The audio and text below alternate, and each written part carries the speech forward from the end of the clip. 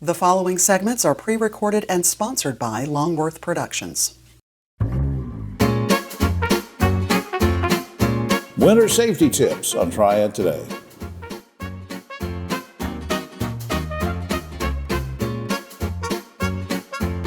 Hello everyone, I'm Jim Longworth and welcome to another edition of Triad Today, coming to you once again from the Senior Botanical Garden in Kernersville. We'll tell you more about the garden later on, and later on is when the roundtable shows up, so stay tuned for that. Lots of good information, great guests coming your way throughout the half hour, so stay with us. Where we want to start, though, is appropriately, we're going to talk about winter safety tips with two of our best buddies here, David Daggett, Griff Schuler from Daggett Schuler Law Firm. Good to see you, gentlemen. Hey, Jim. David, let me start with you. Start us off with some advice on safe driving in snow and ice. Yeah, we should have had this show a couple weeks ago with the weather we've been having lately. Right. With snow and ice, it's really a lot of common sense and practical sense. Let's slow down. Let's be careful. Let's watch out for the other person. Make sure you have warm clothes in your car. A lot of us, I'm guilty, you park your car in the garage, you run out and you don't have a coat and stuff. Have warm clothes in the car. Make sure your phone is fully charged in case you need help. And ice can be hidden. Hidden ice is a very, very dangerous thing. Right. Don't take it for granted when you're going down the road. Right. Even though it's clear where you are, it might not be clear 100 yards up the road. Griff, safety tips inside the home during winter. Yeah, I would start with the idea of number one, be prepared to lose power. So go ahead, get your batteries and your flashlights, prepare for all that. One huge area of caution is a lot of people are prepared when they lose power to have generators. You want to make sure that you don't open yourself up for carbon monoxide issues by bringing a generator inside. Right. A generator needs to stay outside. And another tip is go ahead and have carbon monoxide indicators. Right. And have that in your house. And then another big one that everybody needs to know about is making sure your pipes don't freeze. So wrap those pipes, particularly the ones on the exterior walls or pipes outside, wrap those with rags or whatever you can so they don't freeze. Absolutely. Now, what about staying safe, David, when you're outdoor doing activities? What about that? Oh, right. Activities are more vigorous and harder on your body in cold weather. I was out shoveling snow on our last snowstorm, right, and was surprised how high my heart rate got. And people can have heart attacks, that sort of thing. They all go up during that period of time. So don't underestimate the extra exertion. And then the big one is slipping and falling on the ice. Right. We have seen examples of just terrible, terrible injuries.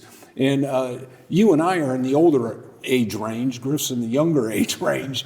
But for older people, the number one debilitating thing that can happen to you is falling. Right. Do not fall. And that's worse in the winter, well, as you mentioned, with the ice and everything. Griff, quick note before we run out of time about pets. We talk about winter safety, we talk about driving, we talk about things to do indoors. What about pets? Well, we love our pets and you want to take care of them. And the biggest thing is to limit their time outside.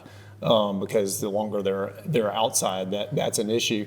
And obviously, for your pets, you can get one of those cute sweaters and those type things. But in all seriousness, keeping just like you think they have fur, they don't need covering. But if they're outside, putting a sweater on. That's what my wife does. She won't let me inside her in the weather. In the winter, she puts a little sweater on me and makes me stand outside. That's right. We were talking off camera about things that happen. Griff, I think you mentioned bump ups. We talk about, David mentioned off camera, there's not a lot of claims during the winter necessarily with driving, but. Well, one of the big things that we see a spike in when winter weather happens, just like David was talking about, slipping and falling on ice.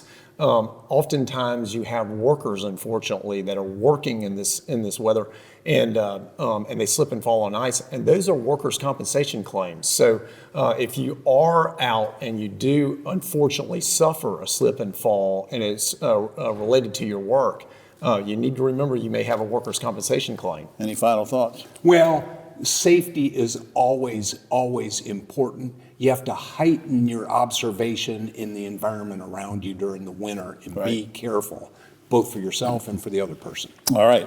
Up on screen, if you ever need these gentlemen, you can go to daggettschulerlaw.com or call 336-724-1234.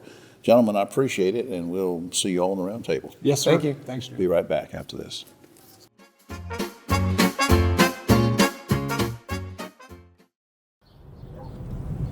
You know, it's hard to believe the Safe Sober program has been going strong for over 30 years. And over 600,000 students have made the pledge to stay safe and sober on prom night. You know, Griff, it's had a huge impact on our community. Yeah, you're right, David. And now we're making sure the message continues year-round. So everyone can join us in supporting our students. Learn more and take the pledge at safesober.com, sponsored by Daggett Schuler.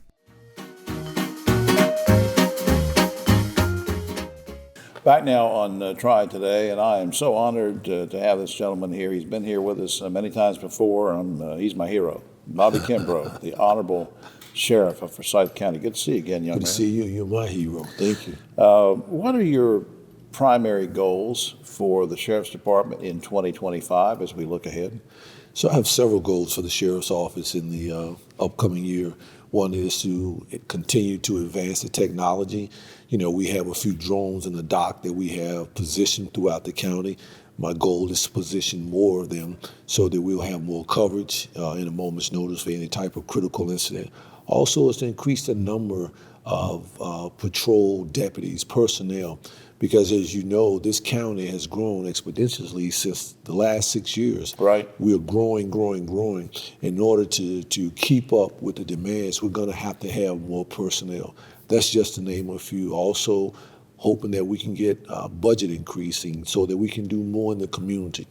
You know, one of the philosophies of the Sheriff's Office is we believe that a lot of things that are social become criminal if not dealt with. And so we want to adjust some of those things. So, of course, you know, we are constantly growing the Sheriff's Office, and we're going to continue to do that and be the best. We have this thing, what we call it the fee, Forsyth Excellence. Anything that has a fee attached to it is a cost. And so one of the things that we preach constantly inside of the Sheriff's Office is let's pay the cost to be Forsyth Excellence. How you doing with recruiting? Recruiting is good. So in our sworn side, we're completely full. I have to give a shout out to our commissioners and the county manager for raising the salaries. You know, the new color of hope is green. People do this for funding. People do this for better wages. You recall several years ago, on the detention side, we were at 135 vacancies. Now we're only down to 30. Wow. Yeah, so recruiting is doing good. We're doing a great job thanks to you, some of the other media outlets that we're using, and digital footprinting. Well, what kind of challenges do you face? I don't want to be negative about things. There's always crime in every county, every city. What kind of challenges do you face that you want to tackle? When you talk about challenges in the community, you know, if you understand the history of Winston-Salem, understand the history of Forsyth County, it's always been, as we call, the 52 divide. And that's one of the things that I talked about when I was asking people to trust me, is that we have to close that gap, close that divide. Because at the end of the day, this is one county. You know, I subscribe to the Better Together philosophy. And so a lot of times it's trying to get the messaging across that there is a population of have and there's a population of have-nots. And we have to bridge that void. We have to stand in the gap. And so many times it's difficult trying to get that message in the right place to get the funding to help those. Speaking of funding, what do you need to make our schools safer? I was going to say both inside and outside, because, you know, you can have violence outside of a school too. What do we do to prevent violence? What do we do to deal with it? And what kind of resources do you need? So me and the superintendent, Ms. McManus, we've been having this conversation about getting funding to make sure that all of our schools have the open gate in them, the technology to prevent weapons from coming into our school. And I've said this publicly, I've said it everywhere I go, is that a county this size, the fourth largest in the state, there shouldn't be an issue when we're talking about our children and funding to secure them. So we need funding for the school system to do that. Right, absolutely. Before time runs out, just curious, because you mentioned the community a couple times, what can the public do to support your mission? The public can help us. We have a Foundation 34, because a lot of funding that we get is already directed toward a specific area it's of the earmarked art. for It's equipment earmarked. or- yeah. Exactly, right? And so when you look at the community service budget or you look at the community outreach budget, right?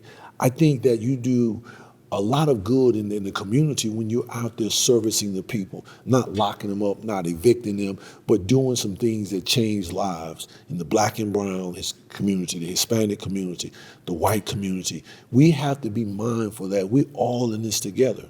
Right. Up on screen. Yes, sir. GOFCSONC, and we know what that stands for. That's right. .org. Sheriff, I hope you won't be a stranger. You'll come back soon, and I want to tell Always. you once again, thank you for all you No, do. I want to thank you. I appreciate your friendship, your mentorship, and the kind words that you send me in crises. I appreciate you. All right. Thank you. sir. Thank All right, you. Sheriff. We'll be right back after this. Hi, I'm Jim Longworth, reminding you that Triad Today also airs on GTN Spectrum Channel 13 and streams on WFMY Plus, free on Roku and Amazon Fire. Back now on Triad Today. Always glad when we can have someone from UNCG to visit us here on Triad Today, because it's my alma mater, but they don't claim me, but I did graduate from there. With us now, Jared Rudd. He's director of UNCG's Office of Leadership and Civic Engagement. How you doing, sir? I'm doing well. How about yourself? Very good. Thank you. Now, what's the mission of your office, your particular office, and what impact does it have on students? Yeah. So the Office of Leadership and Civic Engagement, our mission is to really help to advance leadership and civic engagement across campus, but then also across the Greensboro community. We also help to prepare and promote change makers within our students. Change makers are students who are active in our community and who are creating that positive social change through those creative actions that really help to promote their beliefs, but also their values as well. All right, now that takes us to the present. Now let's look to the future. What do you do in your office to help prepare students for life beyond UNCG, beyond college, and the kind of skills they need to develop? Yeah. We really help them to develop those key skills that employers are looking for. So those communication skills, those teamwork skills, that's the ability to work with others and understand others as they're working alongside them to not only help with their goals, but also understand larger community goals as well. I think that really helps to translate into future resumes, future opportunities to talk about themselves in a positive way and make that lasting impact that they're hoping to create. It wasn't too long ago that we celebrated MLK Day for Dr. Martin Luther King, and everybody knows about the day of remembrance. But there is a day of MLK Day of Service that's been going on at UNCG for many, many years. What's that all about, and how does that help students get jazzed up to contribute to community? Yeah, we really want to help students to understand what his legacy was and what he was trying to do. And really that's empowering students to go out into their communities and create that change that they want to see. So we had over 200 students go out into our Greensboro community and do service all over and really help to create and spark that action in them. So they're not just looking at what they want to do, but they're actually creating the action in our communities that they were hoping to see. Yeah, what kind of, I'm not putting you on the spot, give me an example of something they did when they went out to do service. Yeah, so we had some groups going to some gardens around the local area to help clean the gardens. We had a group go to a senior center and help seniors do some exercises.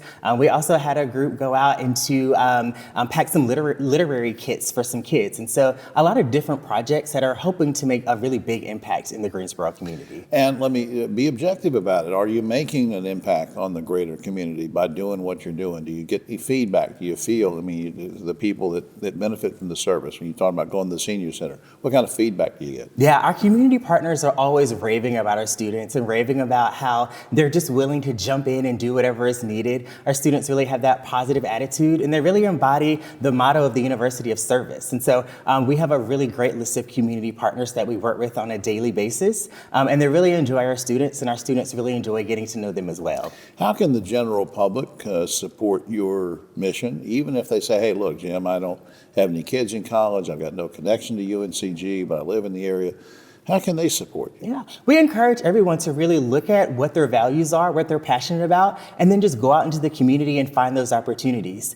We help many people to just find what that looks like for them. And so we encourage community members to go out, see what action they want to be, and figure out what kind of change maker inspires them, and go out and make that change that they want to see, not only for themselves, but their local communities Jared, as well. what led you to a career in this, in wanting to help people and wanting to get people engaged in community service? What led you that way? Yeah. So I went to UNCG, and so of course it's instilled in you at UNCG as a student to do service. My fraternity, I'm a member of Phi Beta Sigma Fraternity Incorporated, and culture for service and service for humanity is what we believe in. And so being able to give back to my community in this way, through the way in which I was brought up at UNCG, Right. Is really important to me. You're walking the walk, sir. I hope so. Yeah. Up on screen, uncg.edu is the general website. You can go to all sorts of portals from there, uncg.edu. Jared Rudd, will you come back sometime? Absolutely. Thank you. Thank you, sir. Yes. We'll be right back after this.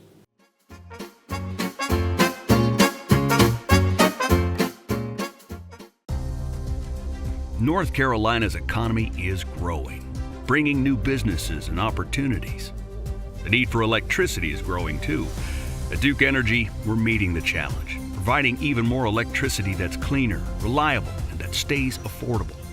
We're getting out of coal and reinvesting in our communities with a diverse, balanced mix of energy sources and making targeted upgrades to the grid so that North Carolina can thrive in a smarter energy future.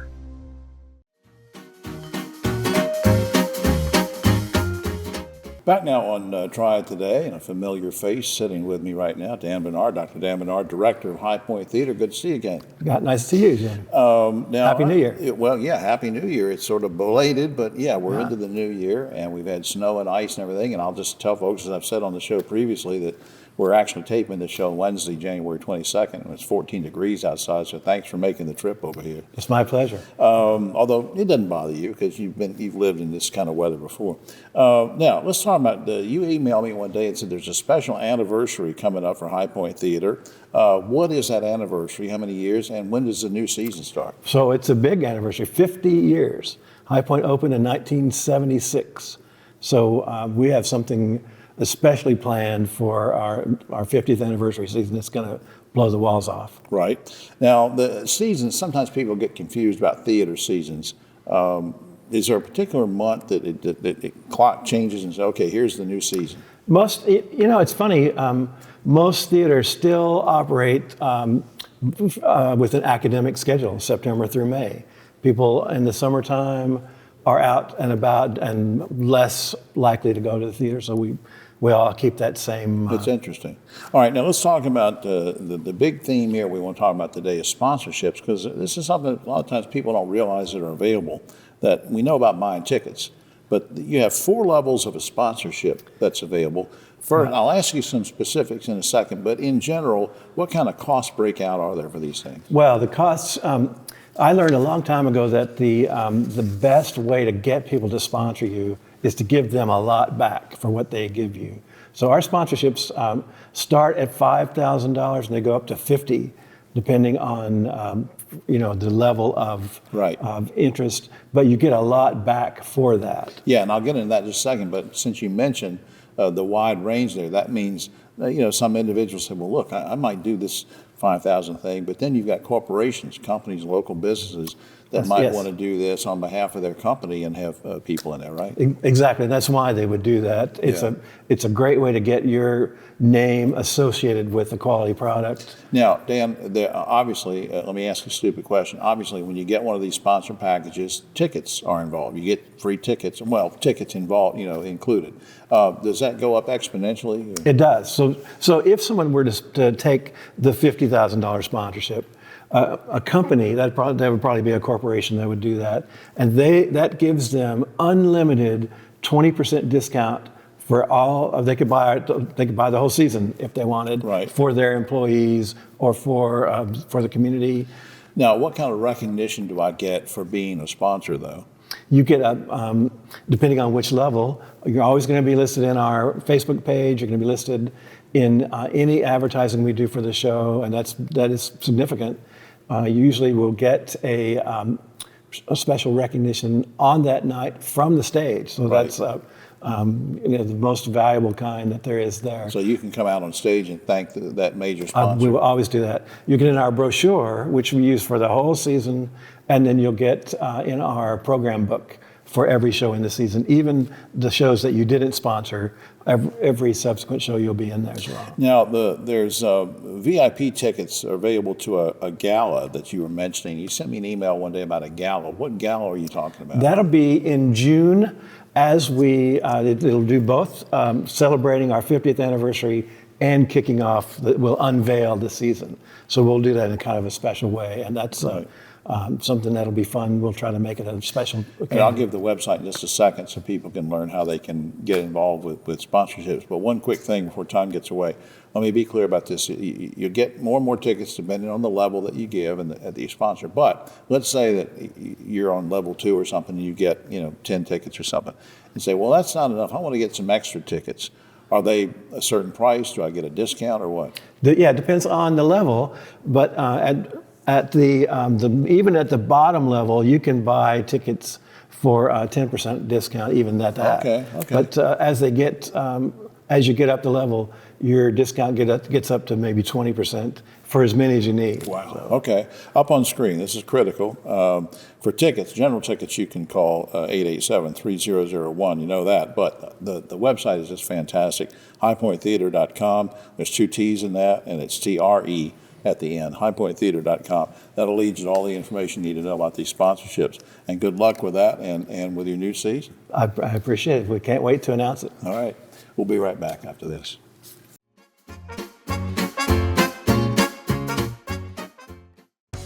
Hi, I'm Jim Longworth, reminding you to catch my column Longworth at Large and Yes Weekly every week. It's available throughout the Triad, or you can go online, yesweekly.com.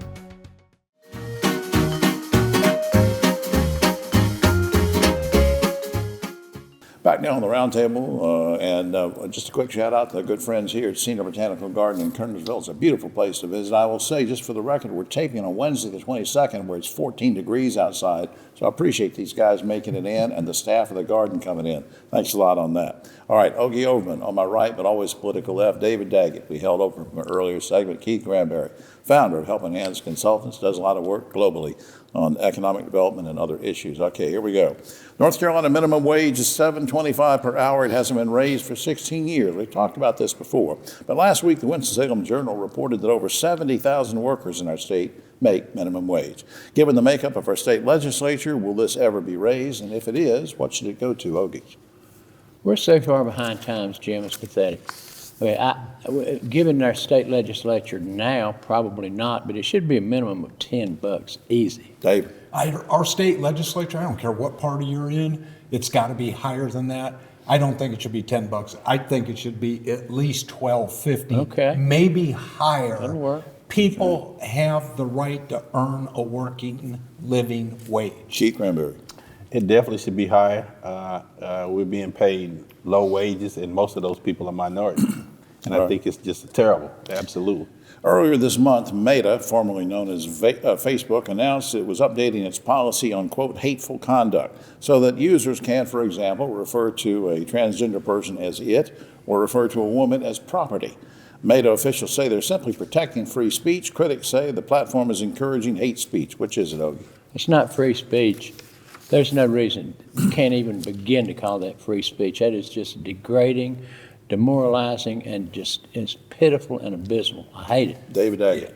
It is free speech. It's a public forum. However, I think there should be reasonable and responsible rules when you're in a public place. In places like Facebook are now a public place. Right. Let's have proper decorum. Keith. With the rules going on with Facebook now, it's going to be a free fall. So there's not going to be any proper decorum anywhere on social media. So we just got to get used to it. Sad. All right, last fall, a New York woman sued the Miss America pageant for disqualifying mothers from competition. Now, guys, there's already a Mrs. America pageant where mothers can compete. So what's wrong with the Miss America pageant banning unmarried mothers? And who wins this lawsuit? Ogie. I don't have a dog in that fight. I don't really, I think it's fine to have a Miss and Mrs. America. Have a Ms. America. But a mother, we're talking about you can't be a mother on Miss America. Well, no, just You don't like that, be Miss David? Yeah, I think that goes too far. I think you got the Miss, you got the Mrs., and the in-betweens. Sorry, right now. All right, you can be a mom. You can't be a mom and be a Miss America. You're not married, so you miss, right? That's right. So then you miss America, right? So what's wrong with? I don't understand why we're having a problem here. I don't know. Well, She's going to win the lawsuit. Yeah. Well, Keith dated a lot of those Miss Americas. I did not. All right, now Miss Universe, man. Yeah. Miss Universe, That's not Miss America. Mr. Universe. Back No, there. that's right. I'm Mr. All right. Universe. Starbucks. I didn't date Mr. Universe. Yeah, I'll tell you what, Joe. Starbucks just announced a new policy whereby you must purchase something if you want to sit there in Starbucks and just hang around. Starbucks management says the new policy will make the store safer and more profitable. Guys, you have a problem with having to buy something in order to hang around in a place of business, and should this same policy apply to bookstores and malls? Ogie? No, I don't. I think they should enforce it. I think you ought to at least buy a cup of coffee, for crying out loud, to go in Starbucks. All right. I don't see bookstores being a problem. In malls, I think they kind of encourage people to come mill around. You know, as kids, that's where they go to kind of hang out. What do you think, Dave? You got to buy I something? agree. I've gone to meet somebody at Starbucks. We get a cup of coffee, and there's nowhere to sit because there's people who didn't buy anything who are taking up all the tables. Right. I think there's nothing wrong with it. Is it okay with you? Is it discriminatory? What? You got to buy something to stay in there. I mean, people go in there to do business. People go in there to connect with each other. I don't see anything wrong with it. I don't. And a lot of times they end up buying something. So unless you're trying to discriminate against homeless people, which is what I think they're trying to do, then I don't see a problem with it. Yeah, and let me just go off on a tangent here real quickly before time runs out. The bookstore thing always bothered me. People coming in, looking at magazines and books and never buying anything. But why did that bother you? Well, it just... Because when you go in, why did that bother you? I'm trying to say, because if you go in and you look at books and relax, you may buy something. There's a Starbucks in the bookstore. Okay, I was relaxed until just a moment ago. I'm just saying. We'll be back next week with the Keith Ranberry Show. Lee, you're all over me on that. No, I just if you're the owner of a bookstore, why would you want people to just look at magazines for free? Don't you think they'd have to buy a magazine, David? Well, when I was younger, that was my reading room because I couldn't afford magazines. Yeah, there's something wrong with you all. Nobody's on your side today. Bunch of hippies. All right, finally, polar plunges. I'm doing this because TJ, he's back there behind the camera, did this. Polar plunges are becoming more and more popular. Some folks take the plunge for fun, others for charity. Guys, have you ever jumped into freezing cold water? Hoagie? I'm not doing it for fun, charity, or any reason on earth to do that. No. David, as an Iron Man, you've done just about everything. Have you plunged? Absolutely. You did it? New Year's Day, I take my kids up and we jump in the Dan River. Wow.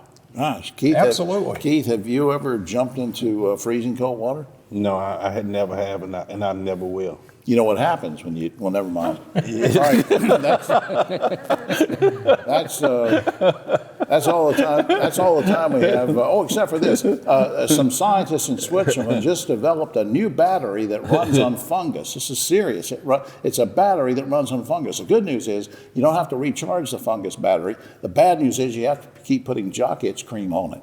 Oh, that's disgusting. It's a fungus. That's fungus. Okay. All right, well, here. I'm Jim Longworth. We'll see you next week.